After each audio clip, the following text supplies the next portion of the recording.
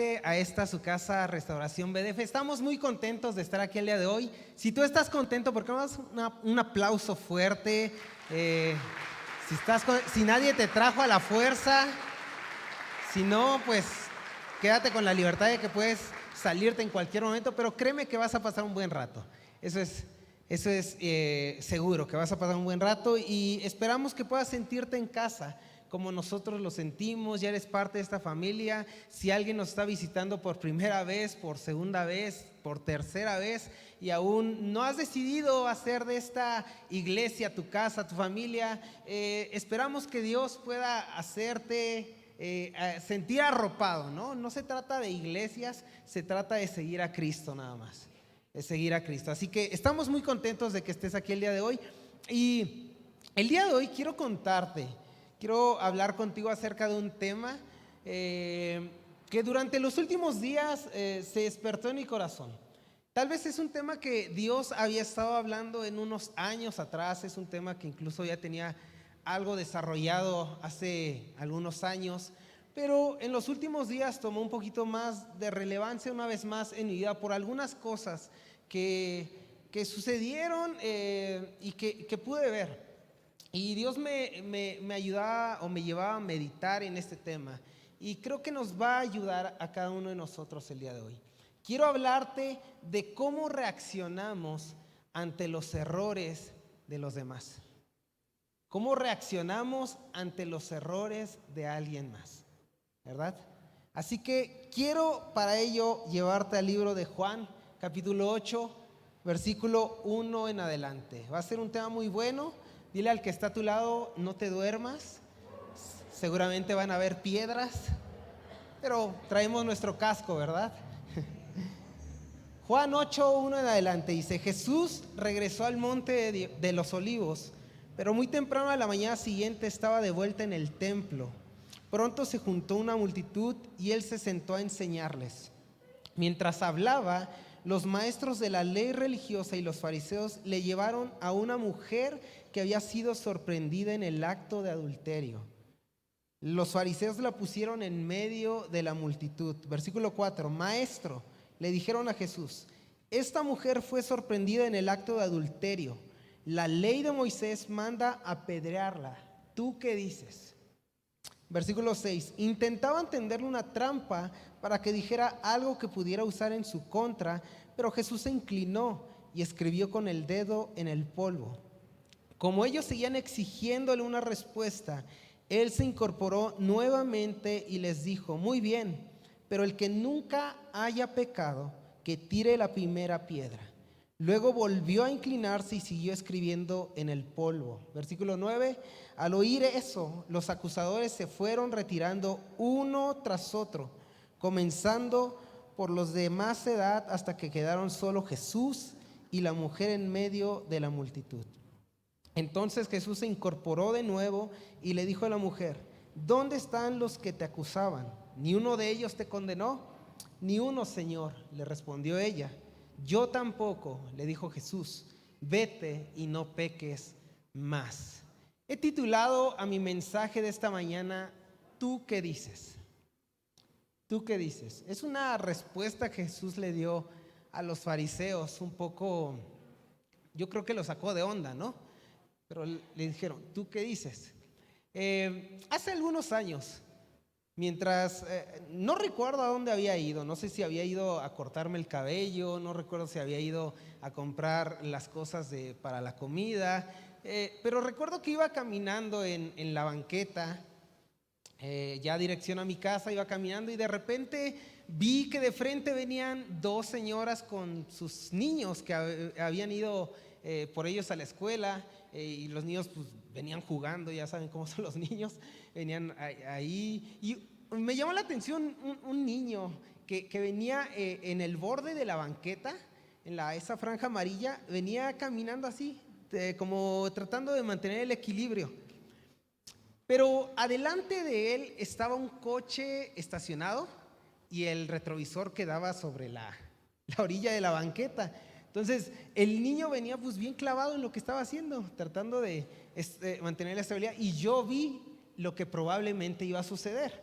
Entonces no soy profeta, pero ese día sucedió lo que yo había visto en mi mente.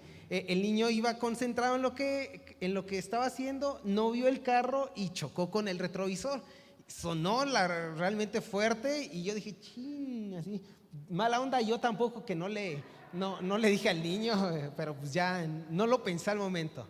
Entonces, eso no fue lo que más me sorprendió de ese momento, sino la respuesta de su mamá. Porque tú dices, bueno, ahorita lo va a abrazar, hijo, ¿estás bien? Que no sé qué, te pasó algo, no sé, pero no. La mamá lo que hizo fue agarrar al niño y darle un zape, así decirle, te estoy diciendo que no estés jugando, que camines bien, que no hagas eso. Eso fue lo que más me sorprendió a mí. Y te digo, meditando un poquito en esa historia y en el pasaje que leímos hace un momento, Dios me llevaba a reflexionar acerca de cómo respondemos ante los errores de alguien más, cómo respondemos ante los fracasos de alguien más, porque todos hemos sido, no sé si lastimados es la palabra correcta, hemos estado presentes cuando alguien falla, cuando alguien se equivoca, y puede ser un error minúsculo, un error mayúsculo, pero hemos visto los errores de alguien más, ¿no? Y Dios me llevaba a reflexionar cómo reaccionamos ante esos errores. En el pasaje podemos ver que hubo dos tipos de reacciones: la reacción de los fariseos y la reacción de Jesús. Y creo que en esas dos reacciones se engloban lo que nosotros también podemos reaccionar el día de hoy. ¿Y por qué es importante hablar de este tema? Porque yo le decía a Dios, pero ¿qué con esto? O sea, ¿por qué me estás haciendo meditar en esto? ¿Por qué quieres que predique de esto? ¿Por qué quieres que hable de esto? Y esto es lo que Dios me mostraba, me revelaba, el por qué hablar de esto, el por qué meditar acerca de cómo respondemos ante los errores de alguien más. Y me gustaría que pudieras anotarlo el día de hoy, recordarlo el día de hoy, porque creo que a partir de esto no vas a pensar un poquito más tu reacción. Y es esto, quiero que anotes esto, que puedas recordar esto. Nuestra reacción ante los errores de los demás puede influir en su futuro. Nuestra reacción ante los errores de alguien más puede influir o ser determinante en su futuro. En el pasaje que leímos hace un momento, claramente podemos ver esto. Si Jesús hubiera actuado, hubiera reaccionado de la misma manera que reaccionaron los fariseos, yo creo que el destino de esa mujer, el futuro de esa mujer hubiera sido completamente diferente. Si Jesús hubiera permitido que los fariseos, la reacción de los fariseos ante su error hubiera precedido más que la que él tuvo, creo que el futuro de esa mujer hubiera sido completamente diferente. La reacción de Jesús ante el error de esta mujer cambió su futuro, cambió su destino. Y no te estoy diciendo que tal vez tu reacción ante el error de tu hijo que tiró tal vez el vaso en tu casa con agua y manchó el piso que acababas de trapear, de barrer, tal vez no va a cambiar su futuro inmediato, pero sí va a hacer algo en el futuro. Porque ¿qué es más importante? ¿El vaso, el agua derramada, o que tú le hables bien a tu hijo, que tú le enseñes cómo responder bien a tu hijo? ¿Qué es más importante? Y créeme que al estar meditando en esto, me estoy predicando yo mismo, soy el primero que está escuchando esto. Porque a veces les he contado que yo suelo tener una personalidad un poco complicada, y dentro de esa complicadez soy un poco perfeccionista. Me gusta que las cosas estén en orden. Si acabo de limpiar y algo se cae, luego voy o sea, sé que estoy mal, neta, júzguenme si quieren, pero a veces yo he tratado con este tipo de asuntos minúsculos. Mi hija tira algo, cuando come pan parece que le está dando de comer a las gallinas, y a veces me he equivocado en cómo respondo. Me he equivocado de cómo decirlo: Naomi, ya hiciste esto otra vez, pero luego medito un poco. Digo, ¿qué es más importante? ¿Qué es más importante? ¿Qué le estoy enseñando a mí? ¿Qué estoy dejando en su corazón? ¿Le estoy enseñando que el piso limpio es más importante que su vida?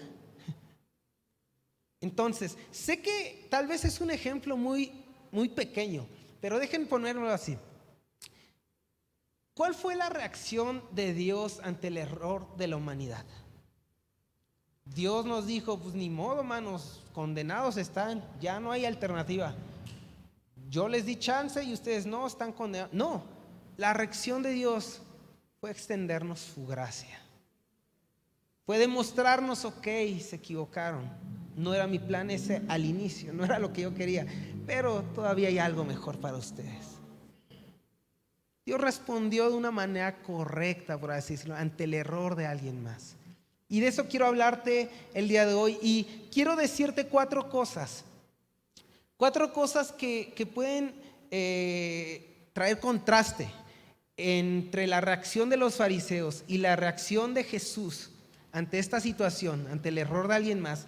Cuatro cosas que nos van a enseñar a nosotros a poder reaccionar correctamente ante el error de alguien más, sean en un error minúsculo como te lo mencioné hace unos momentos, o sea en un error fuerte, por así decirlo. Porque déjame decirte que tener un error visible es igual que tener un error que nadie ve. Y utilizo esta palabra error como pecado, porque el pecado es en su definición, en la palabra original, en la raíz, la palabra pecado significa errar al blanco. Errar al blanco. Tú estás en tu camino, no estás tratando de hacer lo posible para dar en el blanco, pero pecado es errar, fallar.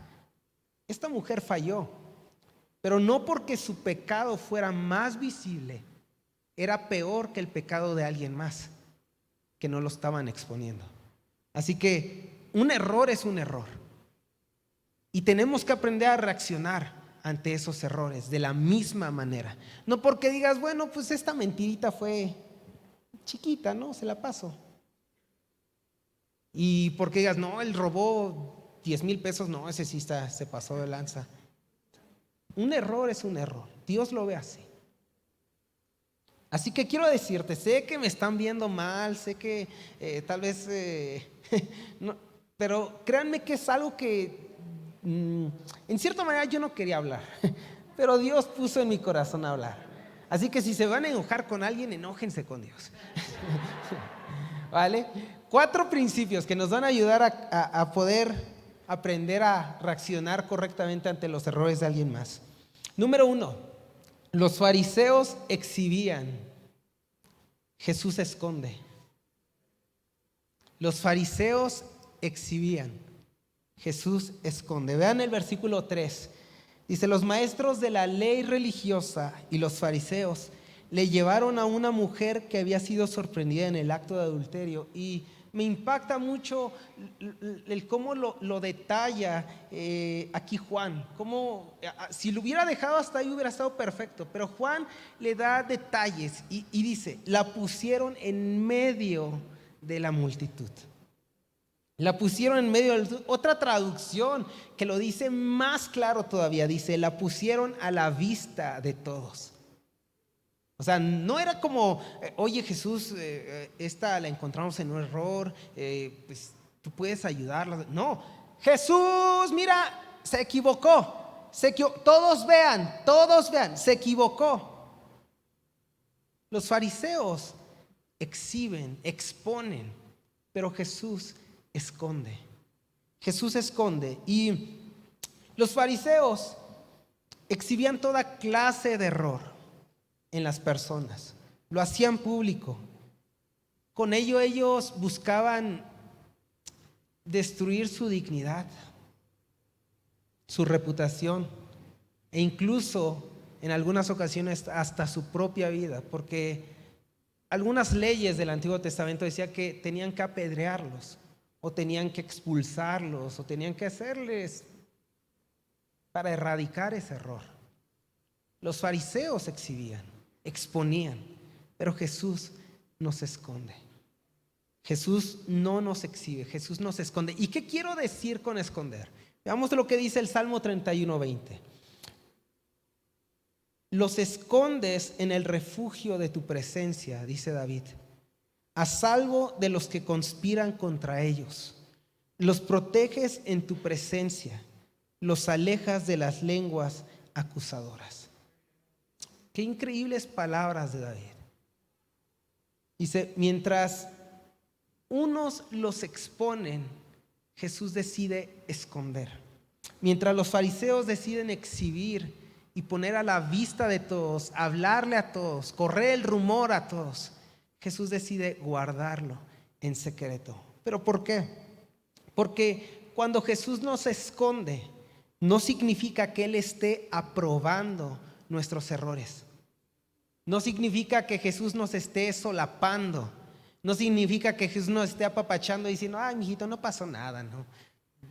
Fue una canita al aire, un desliz, no pasó nada, mijo. No, Jesús nos esconde porque es en su presencia que Él nos va a confrontar y nos va a transformar. Nos va a ayudar a mejorar, pero en su presencia. En su presencia. Vean cómo lo dijo Él mismo en Mateo 18:15 al 17. Si tu hermano hace algo malo, ve y habla a solas con él. Normalmente lo hacemos al revés. Si tu hermano hace algo malo, ve y habla a solas con él, en secreto. Explícale cuál fue el mal que hizo. Trata de ayudarlo, trata de hacer que cambie. Si te hace caso, has recuperado a tu hermano. Si te hace caso, has recuperado. Porque el propósito de que Jesús nos esconda no es exhibirnos y destruirnos, sino recuperarnos. Y después, ¿cómo lo dice? Dice, pero si no te hace caso, ve otra vez a hablar con él, pero acompañado de una o dos personas. Después, para que ellos sean testigos de todo lo que está pasando. Ya, o sea, si el vato se pone un poquito complicado, pues ve por un poquito de ayuda, tampoco te manches, echarle un montón. Dice, si él no hace caso, díselo a la iglesia. Y si no hace caso a la iglesia, entonces debes tratarlo como uno que no cree en Dios o como a un cobrador de impuestos. Pero podemos ver cómo la enseñanza de Jesús era, si tu hermano cometió un error, no lo exhibas. Trata de arreglarlo con él. Trata de ayudarle a él. ¿Por qué? Porque el propósito o el fin de su error no es destruirlo, es que aprenda y se recupere. Es que aprenda y se recupere. No necesitas decirle, miren, mi hijo tiró el plato, vean, me ensució todo. No, es limpiar y decirle, hijo, hay que tener más cuidado, pero es recuperarlo. No sé si me esté dando a entender, si esté siendo claro, los veo muy callados a todos, muy serios. Yo sé que después de esto no van a querer que yo les predique, pero créanme que es algo que Dios habló. Segundo principio, los fariseos exhibían, pero Jesús nos esconde en él. Segundo principio, los fariseos exigían la ley. Jesús extiende su gracia. Los fariseos exigían la ley, pero Jesús extiende su gracia. Versículo 4 al 5. Maestro, esta mujer ha sido sorprendida en el momento mismo en que cometió adulterio. La ley de Moisés nos ordena que debemos apedrear a esta clase de mujeres. ¿Tú qué dices? ¿Tú qué dices? La ley de Moisés. Otra versión me gusta cómo lo dice porque dice nuestra ley. Dice nuestra ley, no la ley de Dios, no la ley, no tu ley, no lo que tú nos has enseñado. Dice nuestra ley. Nuestra ley. Lo que yo quiero es justicia, Señor. Lo que yo quiero es justicia. Pero cuando cometían un error, sea cual sea, los fariseos precisamente exigían eso, justicia, la ley de Moisés, la ley que les habían dado, la ley que ellos seguían intachablemente. La ley por la cual ellos estaban esclavizados a no reflejar o no demostrar quién realmente eran. Exigían justicia. Y vean lo que significa la palabra justicia: principio moral que lleva a dar a cada uno lo que corresponde o le pertenece. Y hay una segunda definición que creo que es la que veían los fariseos, porque la segunda definición de justicia es pena o castigo público. Para ellos esa era su justicia. Pero la justicia, mientras que la justicia de los fariseos está determinada en un castigo público, en castigar a la gente que se equivoca, que falla, en hundirla, en avergonzarla, mientras la justicia de los fariseos se basa en eso, la justicia de Dios está determinada en darle a cada quien lo que le corresponda. Esa es la justicia de Dios, en darle a cada quien lo que le corresponda. Me gusta mucho porque Jesús estaba tratando, en su silencio, Jesús estaba tratando de hacerles que entren en onda, o sea, que les caiga el 20 de lo que estaban pidiendo. Si Jesús decidía manifestar su justicia, ¿qué hubiera pasado? Él hubiera sido justo con todos, les hubiera dado a cada quien lo que les corresponde. Y eso es lo que Jesús les estaba tratando de hacer entender a los fariseos. ¿En verdad quieren mi justicia? ¿En verdad quieres que sea justo? ¿Te conviene que sea justo? ¿Nos conviene que sea justo Dios con aquellos que han cometido errores? ¿Nos conviene? Los fariseos no entendieron en primera la indirecta, pero después, cuando Jesús les tuvo que decir, ok, no entienden, quien esté libre de pecado, tire la primera piedra. Más claro no se los dejó. Fue cuando entendieron, dijeron, chin, es cierto, pues yo no estoy tan limpio, tú.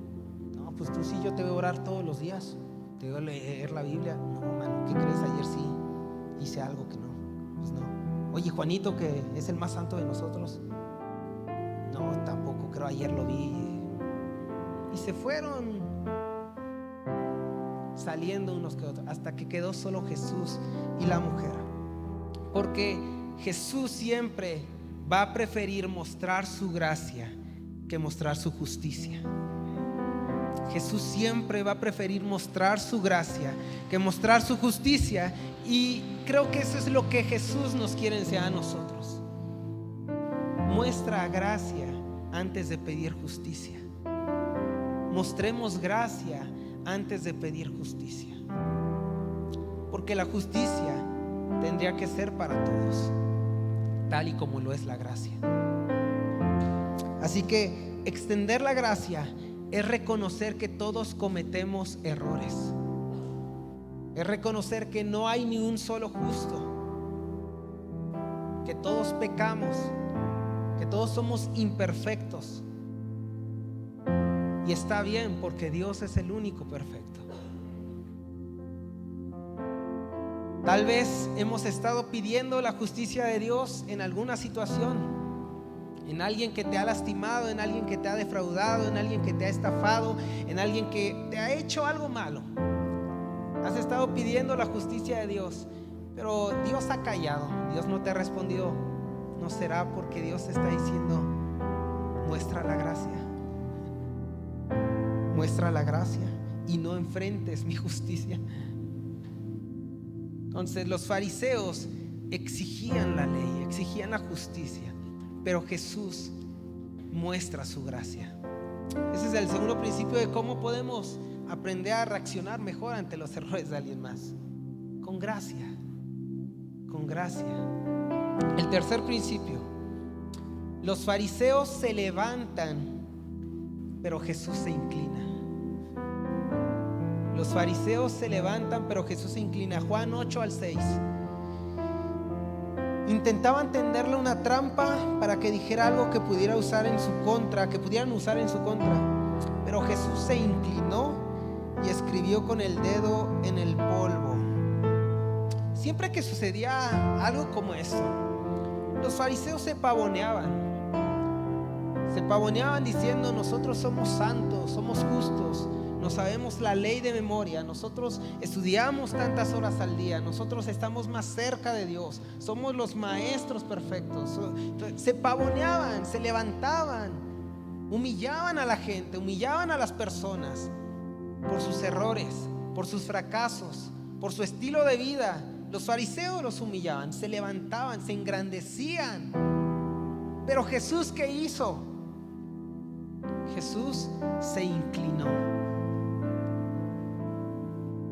Y tú dijeras: bueno, pues Jesús no se tenía que inclinar, Él es el Rey, Él es Dios, Él es Señor, pues Él se tenía que pavonear todavía más.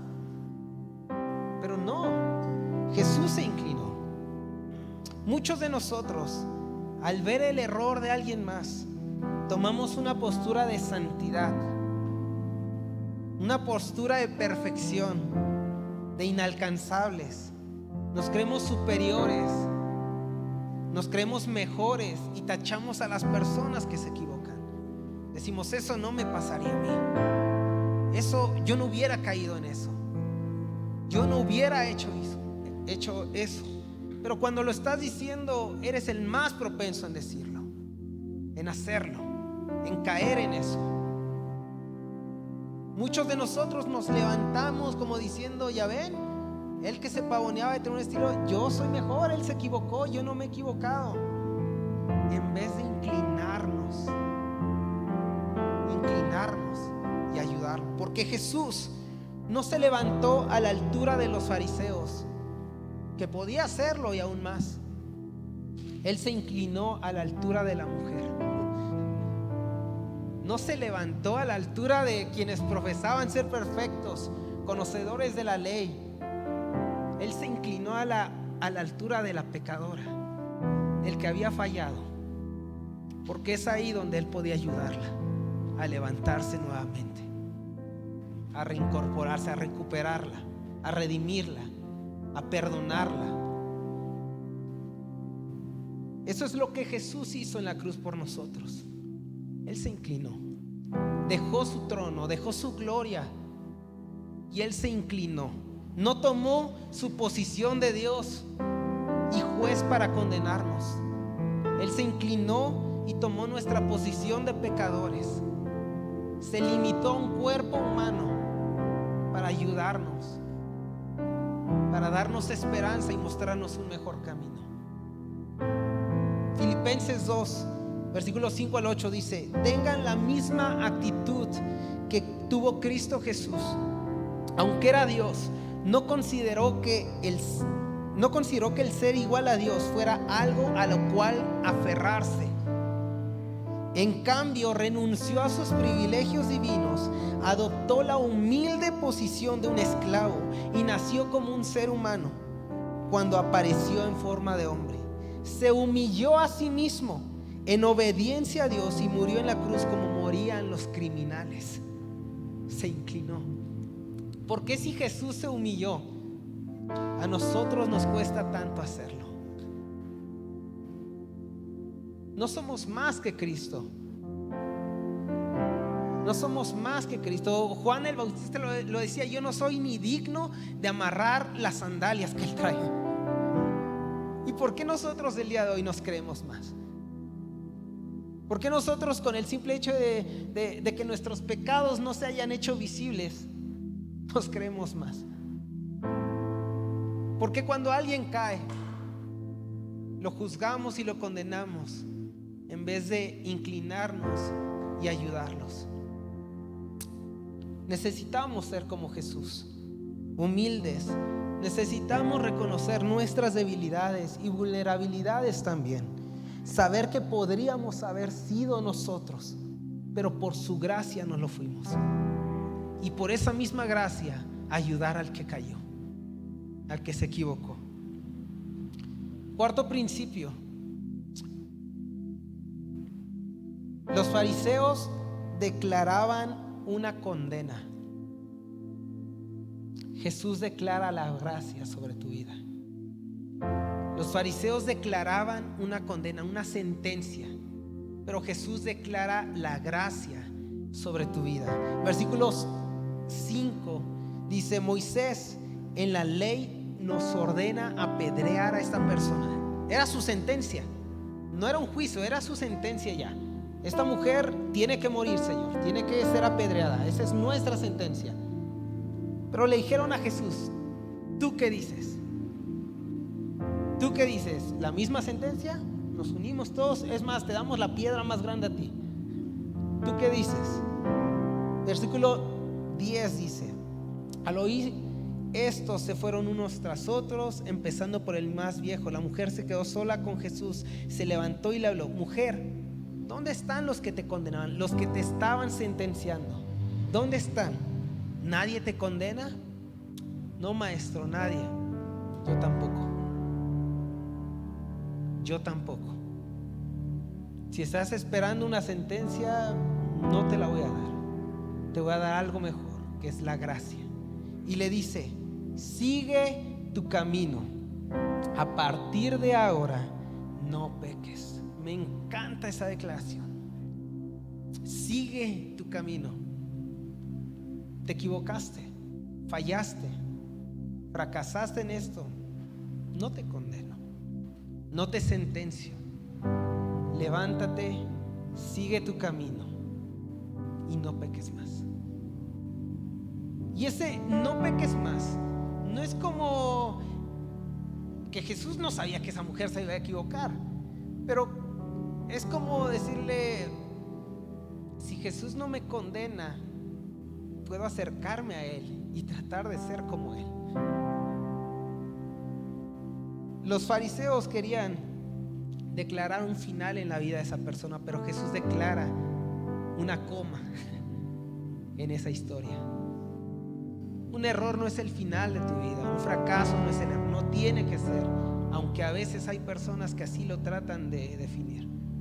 Jesús pone una coma y te dice: sigue adelante y no peques más. Mejora, trata de acercarte a mí. Sé que vas a fallar, sé que vas, porque en este mundo nadie puede alcanzar la perfección, pero sí podemos caminar con Jesús. Y créeme que caminar con Jesús te va a ayudar a equivocarte menos. Pero es caminar con Jesús, aferrarte a Él. Porque créeme que esa mujer ya no cometió el mismo error. Esa mujer a partir de ese día caminó con Cristo, estuvo en los momentos difíciles de Cristo y se quedó aquí para enseñarnos esto.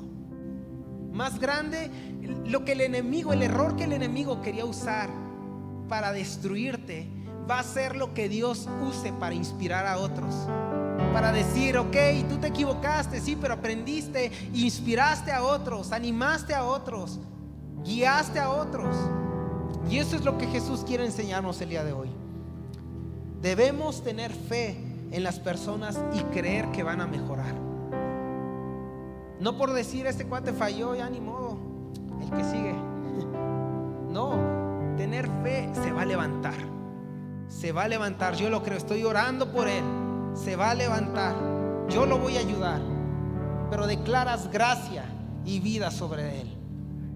No importa cuántas veces se ha pegado y trae el mismo chichón, yo creo, Señor, que mi hijo va a salir de esta. Va a salir de esta, Señor. Se va a levantar, va a seguir su camino. ¿Sabes? Hace poco escuché a un predicador. Te digo, este tema ha estado en algunos momentos de mi vida. El día de ayer lo despertó un poco más porque una persona, un cantante de una agrupación conocida dentro del ámbito cristiano cometió un error. Y pues ya saben que siempre que hay un error se levantan: no, y eso que era cristiano, y eso que estaba más metido que yo, y que quién sabe qué, no, Dios, pues qué onda. Se levantan muchas voces.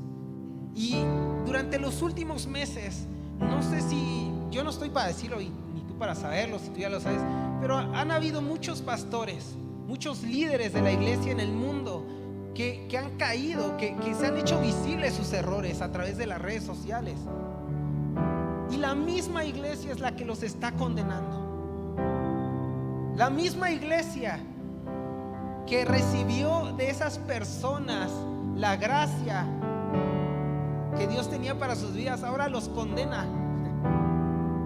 Y este predicador decía de un matrimonio conocido que se estaba divorciando. Decía que pues empezaban a escuchar que entre las redes, no, yo estoy a favor del hombre, porque el hombre es la cabeza del hogar, tiene la razón y él no falló, fue la mujer. No, yo estoy a favor de la mujer, porque el hombre la sometía y que no sé qué. Entonces estaban tomando bandos. Pero este predicador dice, pues estaba neutral, ¿no? Y que escuchó a Dios decirle, elige un bando. ¿Qué onda? Elige un bando, Señor, eres tú, no eres, vete de mí, Satanás. O elige un bando. No, pues ¿quién me cae mejor, Dios? Pues este cuate me invitaba, pues ella ni la conocía mucho, pero pues quizá va bien. Elige un bando, elige un bando. Dijo, pero ¿cómo? ¿Sí? ¿Vas a estar del lado de Satanás para zarandearlos? ¿O vas a estar de mi lado para interceder por ellos? A veces nosotros los zarandeamos también y le damos con más fuerza, le quitamos, el diablo está así, le quitamos, a ver, me toca a mí, diablo, órale. ¿Estamos del lado del enemigo para zarandearlos a los que caen? ¿O estamos del lado de Dios para interceder por ellos, orar por ellos, querer lo mejor en ellos? Porque no nos toca definir su futuro. Que se hayan equivocado no significa que dejen de ser familia de Cristo, hijos de Dios. Necesitan recuperarse, necesitan restauración, necesitan sanidad, como tú y yo lo necesitamos también. Pero necesitamos reaccionar correctamente, con gracia, con gracia. Y quisiera tomarme un tiempo para orar contigo por ti. Tal vez tú has estado viviendo eso del lado, del peor lado. Te han condenado, te han zarandeado, te han humillado, te han avergonzado, te han dicho muchas cosas que te han hundido. O tal vez tú has estado del otro lado. Tú has sido el que condena, tú has sido el que humilla, tú has sido el que ha pedido justicia. Sea cual sea de los casos, quisiera orar para que Dios pueda traer sanidad el día de hoy. Que pueda traer sanidad el día de hoy y pudiera ayudarnos a ser un mejor reflejo de Él. Porque créeme que a veces la gente no está peleado con Dios, está peleado con la iglesia. Son dos cosas distintas. Y la iglesia tenemos que empezar a ser más como Jesús y no como los fariseos. Así que quiero orar por ti y contigo el día de hoy. Si quieres ponerte de pie, quieres inclinar tu rostro, quieres levantar tus manos, simplemente sé sincero con Dios, estés en la posición que estés. Señor, primeramente muchas gracias. Gracias porque en medio de nuestro error, de nuestros fracasos, tú no decidiste humillarnos, hundirnos, desecharnos. Tú respondiste o reaccionaste de otra manera, Señor, ante ese error, y fue con gracia. Fue declarando vida y un futuro mejor para nosotros, Padre. Jesús, ayúdanos a ser ese reflejo de la gracia que hemos recibido, porque sabemos que como respondemos nosotros, Dios, puede influir o ser determinante en la vida de esa persona que cayó, de esa persona que cometió un error, de esa persona, Señor Jesús, que fracasó. Nuestra respuesta puede ayudarlas a mejorar o puede hundirlas un poco más, Señor, y no queremos ser eso. No queremos ser piedra de tropiezo, Señor. Queremos ser edificación de tu reino, Jesús. Queremos amar como tú amas, Padre. Queremos extender la gracia como tú la extiendes. Queremos creer en las personas como tú lo has creído en nosotros, Señor. Espíritu Santo, yo oro por aquellas personas que hasta el día de hoy han tenido heridas porque han sido condenadas, Señor, por personas con una respuesta, una reacción incorrecta. Señor, yo oro por esas personas y te pido que tú sanes esas heridas, que tú hoy restaures su vida, su identidad, su propósito, Señor, y las levantes nuevamente, Señor, que las recuperes, Padre. Yo oro, Señor, y creo que tu iglesia se levanta como un lugar de esperanza y no un lugar de condenación, Señor. Creo que tu iglesia se levanta, Señor, como un lugar donde pueden esconder a las personas, Señor, de los ataques del enemigo, Señor, pero que al mismo tiempo les ayudan a acercarse a ti para que puedan ser transformadas y cambiadas, Señor Jesús. Oro por tu iglesia para que no exija tu justicia, sino que extienda la gracia, Señor. Oro por tu iglesia, Señor, para que no nos levantemos y no nos enorgullezcamos, Señor, sino que nos humillemos y reconozcamos que todos somos imperfectos y necesitados de ti, Señor. Oro por una iglesia, Padre, vulnerable y transparente, que se acerque a ti, Señor, tal y como es, porque eso, Dios, eso nos hace perfectos para ti, para recibir de ti, Señor. Gracias te damos en tu precioso nombre, Jesús. ¿Qué te parece si te levantas y terminamos solamente cantando una vez? Eso, sublime. Sublime.